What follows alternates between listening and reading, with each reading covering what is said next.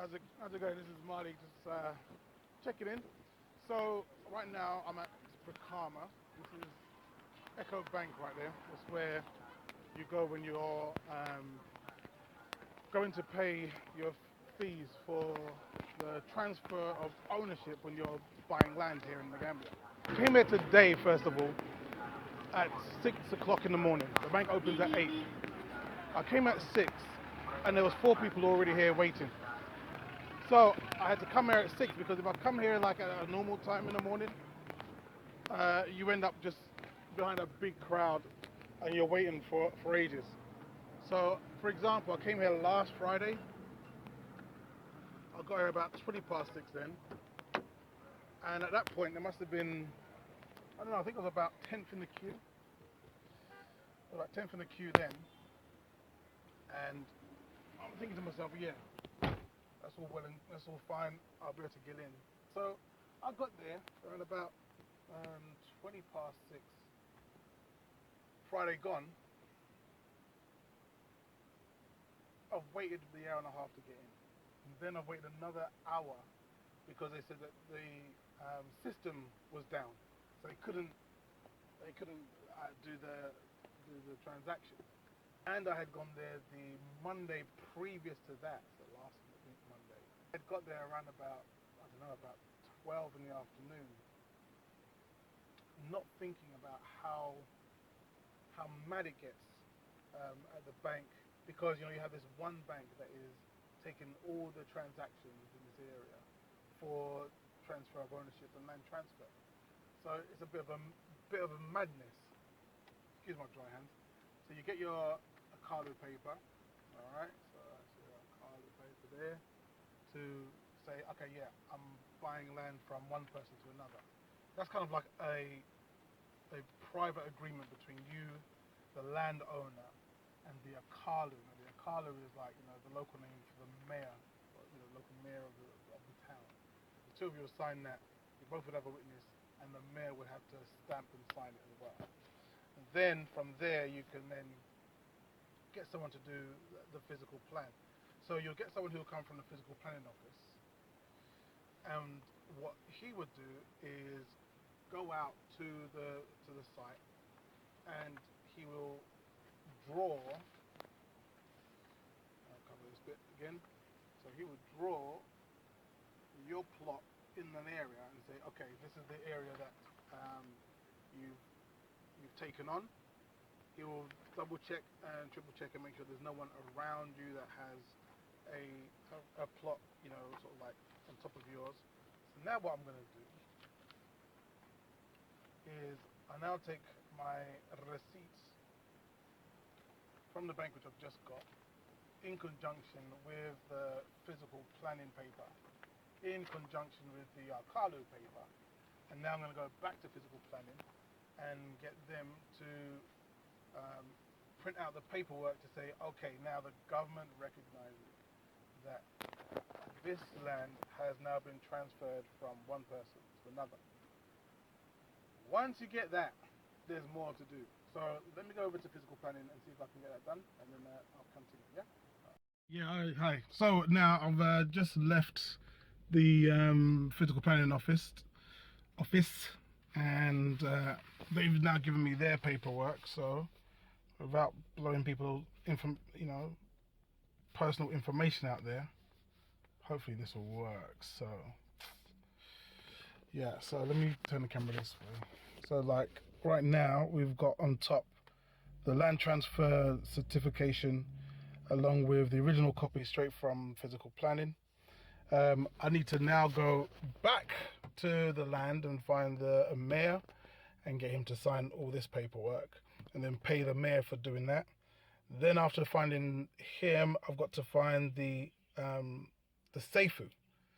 The Seifu. So if like the Akalu is the mayor, the Seifu is like, I don't know, he's the chief of a larger sway. So you have like, this land is for Sanyang, so the mayor of Sanyang, and then Sanyang is in the district of Kombo, South Kombo. So now the mayor of South Kombo is the person I have to find after that. He's called the Seifu. Once I've done that, I've got to come back here again And then I've got to get the signature and stamp of the chief executive officer. So then we'll be complete. So we're almost there. So I'm back off again. Let's do another drive. We'll see how we get on. All right, so it's a little bit later on in the day. Couldn't get in touch with the Carlu to get that signature, so I'll have to give him a try again tomorrow. So you can see, I mean, like the process of getting paperwork done here for your land is a bit laborious, but it's a bit it's very manual. There's a lot of running back and forth, getting signatures and stamps that you have to do, which is, you still have the same amount, if not more, paperwork if you was buying land in the UK. I don't know, because I could never afford to do something like buy land in the UK. However, the process, I would assert, wouldn't be as manual as it is here. So then, these are the kind of obstacles that you come up against. Now I just want to show you the beach. I'm just up the road from the restaurant. So you can see there's like, it's so bright I can't even see nothing in this phone. It's like just there's like two ladies there chilling in the water. Back there you can see some people out way back down there. And then this side, there's not really much going on. This fence just here, that's a new hotel that's going up. But then from when you've got the trees there's no hotel there, going all the way down.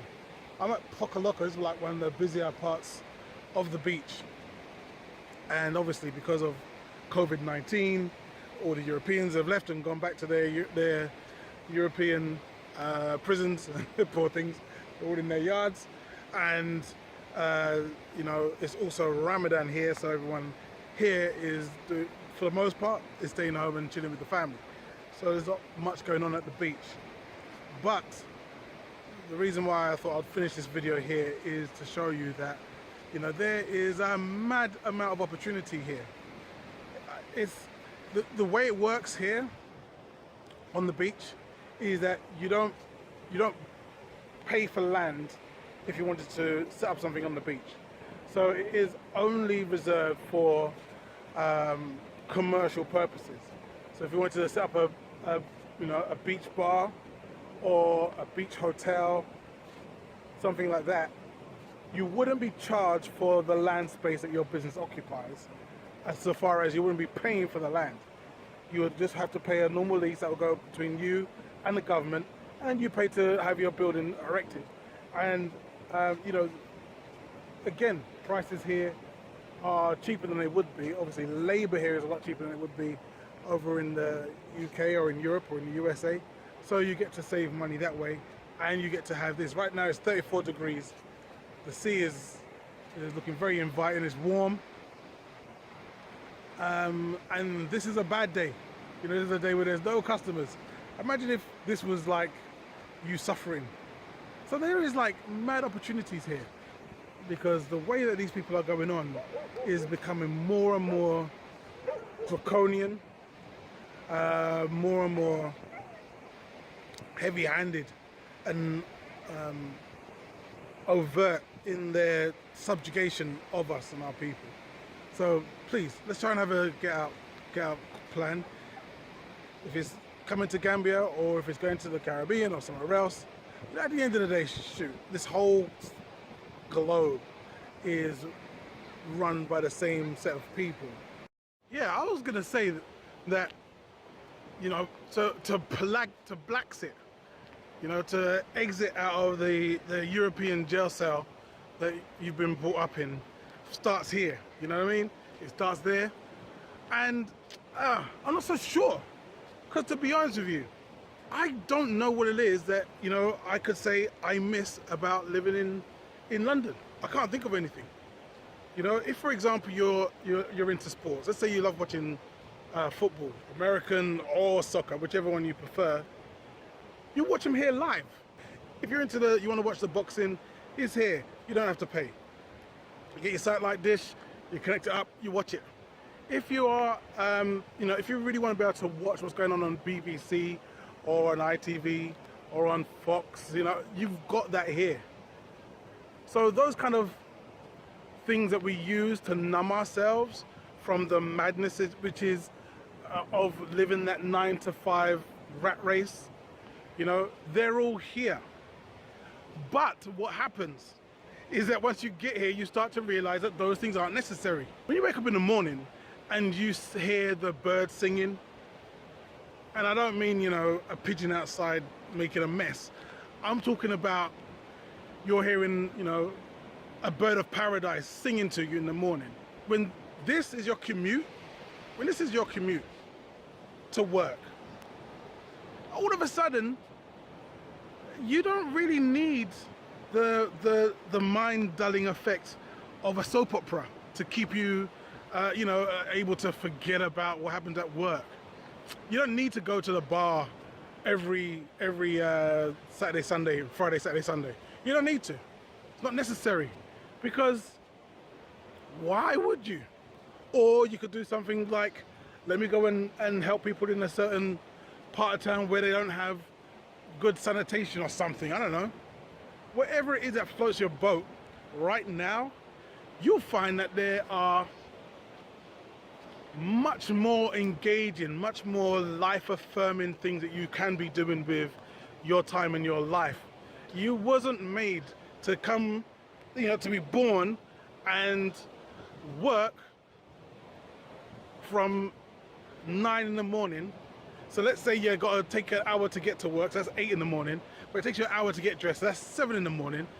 And then you get to work and you work there till 6, and then you've got to get back home, so it's 7. So really and truly, you leave when it's dark, you get home when it's dark. You eat bad food in between, and you got high blood pressure at night time, and all you can do is sit down and just be like, let me put on Panorama or Question Time or some other stuff where you have people who are in power telling you about how they're going to continue to empower themselves over you until you fall asleep, and then you get to do it all over again. That is not a life. I know it feels like a life. I know you feel like, hey, things ain't that bad, but it's only once you get out of it do you start to go, yo, I don't need to worry about stuff that I had to worry about before.